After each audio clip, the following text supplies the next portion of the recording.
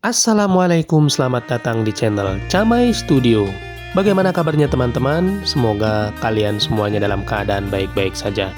Terima kasih kepada teman-teman yang selalu setia mendengarkan cerita horor atau cerita mistis, cerita pendek di channel Camai Studio. Mimin doakan semoga dirinya selalu dijaga kesehatannya, dilancarkan rezekinya, dan dimudahkan segala urusannya. Untuk cerita kali ini berjudul Kelahiran yang Misterius. Mimin dapatkan cerita ini dari kumpulan kisah-kisah horor. Mari kita mulai ceritanya. Aku sudah 1 tahun ditugaskan pemerintahan menjadi bidan desa di Kecamatan Tegal Gondo. Tepatnya di Desa Tahunan, Jawa Timur, sejak tahun 2000-an. Aku berasal dari kota Nganjuk, provinsi yang sama juga. Perkenalanku dengan Mas Hardi akhirnya membuatku harus menetap di daerah terpencil tersebut dalam ikatan perkawinan. Aku dan Mas Hardi sama-sama perantauan. Ia bertugas pengajar di SD Tahunan dan aku menjadi bidan desa di sana. Bedanya, dia berasal dari kota Kediri dan aku dari Kabupaten Nganjuk. Perkawinanku telah membuahkan 2 orang putra yang kini telah lulus dari SMA, dan yang kecil baru kelas 2 SMP di Tahunan juga. Pertama kali aku membangun rumah, ada pengalaman unik yang pernah aku alami, yang hingga kini menjadi catatan manis dalam keluargaku. Suatu malam, sekitar jam 1 malam, tempat praktikku kedatangan seorang ibu yang berjalan tertatih-tatih dalam keadaan hamil. Ia mengetuk pintu rumahku. "Bu bidan, maaf ya, saya mengganggu. Tolonglah saya, Bu. Saya mau melahirkan," pintanya sambil memegang perutnya yang telah membesar. Aku segera membangunkan Mas Hardi agar mau membantuku menyiapkan segala sesuatu yang berkaitan dengan proses persalinan. "Ibu kok sendirian?" tanyaku sambil membenahi dipan persalinan. "Iya, Bu. Suamiku masih di Tegal Gondo," jawabnya. Aku tidak mau berpikir banyak. Ibu muda yang akan melahirkan itu. Segera aku bimbing berbaring pada dipan persalinan di ruang praktikku. Tangis bayi itu memecah kesunyian malam yang telah beranjak dari jam 1 menuju jam 2:15. Aku segera membersihkan bayi dan ibunya sesuai dengan prosedur pelayanan kesehatan yang sudah biasa aku lakukan. Sementara suamiku tertidur lelap di kursi tamu. Setelah selama 1 jam lebih ia menunggu. "Bu, maaf ya Bu. Malam hari ini saya sudah ngerepotin Ibu. Suami saya kebetulan pas pulang ke Tegal Gondo. Jadi malam hari ini saya belum bisa melunasi administrasi keuangannya. Tapi suami saya tadi siang sudah berpesan kalau malam ini saya melahirkan, Ibu bisa mengambil uangnya di Tegal Gondo," ucap ibu itu. Ternyata ia adalah istrinya Pak Mugi yang masih satu desa denganku, namun beda kampung.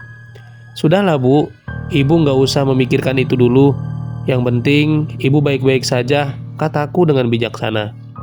"Terus, anu ya Bu, saya ingin malam ini diantar pulang saja ya," pintanya.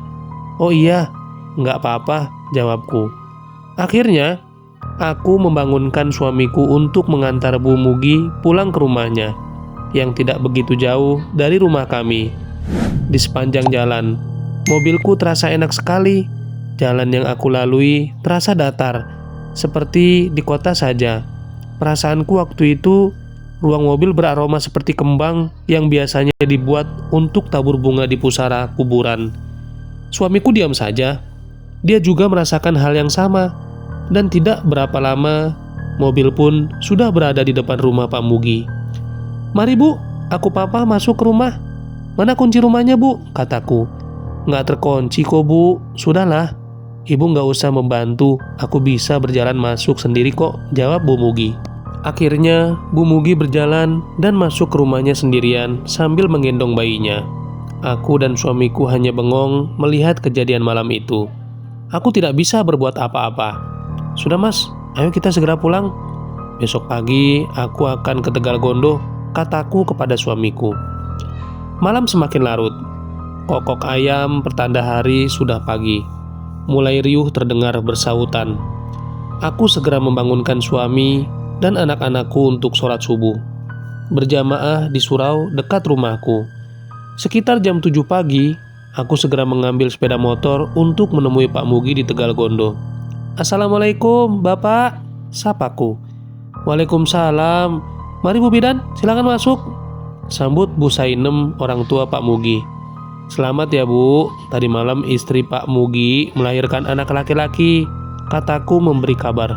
Bu Sainem terlihat heran dan bingung. "Maaf Bu Bidan, apa nggak salah tanya ya?" "Benar Bu, tadi malam cucu ibu telah lahir.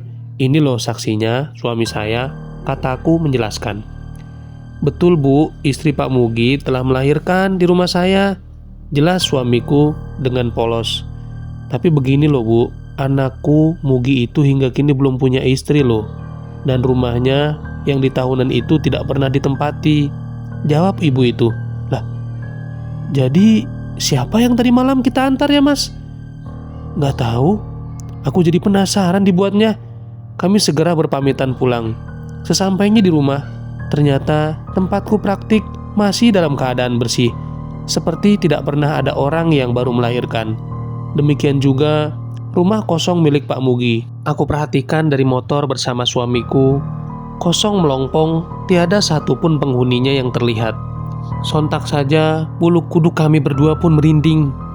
Berarti yang semalam itu bisa jadi memang penunggu makhluk sini yang iseng kepada kita.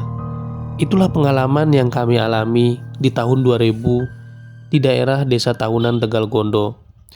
Terima kasih kepada teman-teman yang sudah mendengarkan cerita ini sampai selesai.